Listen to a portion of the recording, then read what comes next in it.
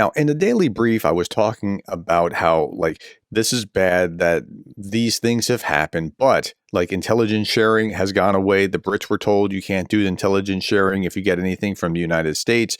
But this problem has been kind of solved, and it's really interesting how. Okay, so let's start with this. The Institute for the Study of War says that the Trump administration has been applying considerable pressure on Ukraine, whose leaders continue to offer concessions and publicly declare their interest in achieving a lasting end to the war.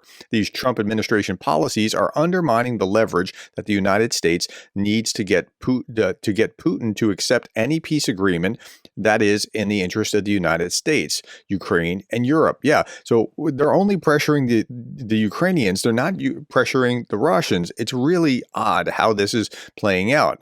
Putin and numerous Kremlin officials have, in contrast, offered no meaningful concessions. They continuously repeat demands that amount to complete Ukrainian capitulation, as well as a rolling back of NATO from Eastern Europe.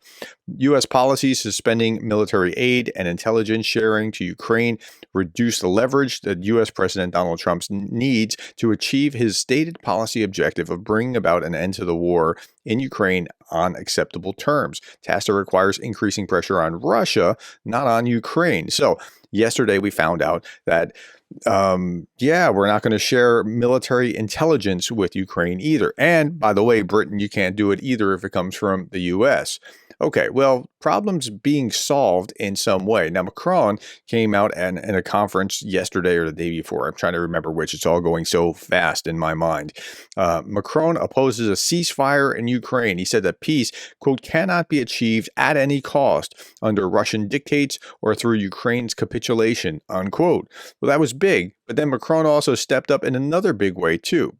Okay, again, Donald Trump bans the UK from sharing U.S. intelligence with Ukraine. No problem.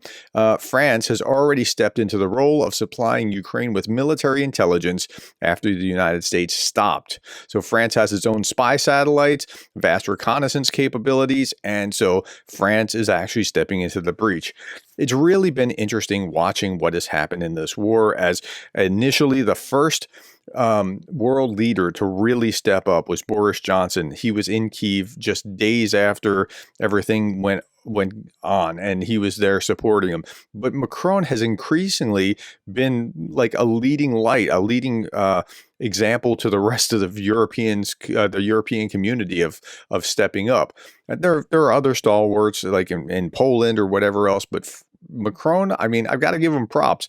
I'm not a big fan, generally speaking. I wasn't before the war, go Macron, but he has demonstrated again and again and again that he's going to step up.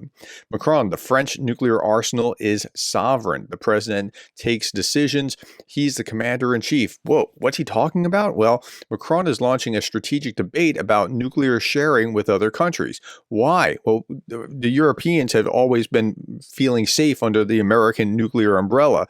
Now, UK has some nukes. I think they're mostly submarines, and France has some nukes as well. And so now they're having to recalibrate now that the US is not someone that they feel that they can rely on because of Trump. So they're having this conversation. Now, Foreign Ministry spokeswoman Maria Zakharova mocked the French president, calling him a storyteller after he labeled Russia a threat to Europe. Yeah, Russia's not a threat to Europe. They're only invading, let's see, we got to better start counting. They're invading Ukraine, and they've invaded Moldova, and they've politically invaded Georgia, and it looks like they're doing hybrid stuff in Romania, and but they're not a threat to Europe, and suggested extending France's nuclear protection to allies. He's a storyteller for that. And here's here's Lavrov talking about it. Napoleon and Hitler are the predecessors of French President Macron. The reaction of Foreign Minister Lavrov to yesterday's speech by the French president. Okay, I'm not sure that you can say that Hitler is. Okay, Napoleon is the predecessor. But if you really want to go down that path, I mean, who's your predecessor, Lavrov? Ivan the Terrible, or maybe Stalin? So you probably don't want to play that game. Okay. Finally, this is Scott Ritter saying it's time to weaken and calm France. Okay, whichever side Scott Ritter's on, you can kind of say, okay, go to the other side because, Okay, it's time to weaken and calm France. Either the French people accomplish this at the voting booth, or the United States must start viewing a nuclear-armed France as an existential threat to our nation and act according. What on earth are we talking about? Okay, in short, the world will always find its security at risk so long as France possesses nuclear weapons. Has anybody ever started saying this until Macron actually came out with this new policy adjustment about being able to provide the protection for Europe? Was anybody ever saying, we got to really worry about France? No, everybody's worried about Russia.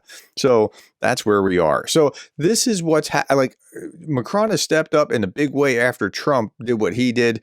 And I got to give him props for that. All right. Tell me what you think. Put it in the comments below. Thank you for your time, the likes, the shares, the subscribes, and thank you for being the kind of person that cares about Ukraine.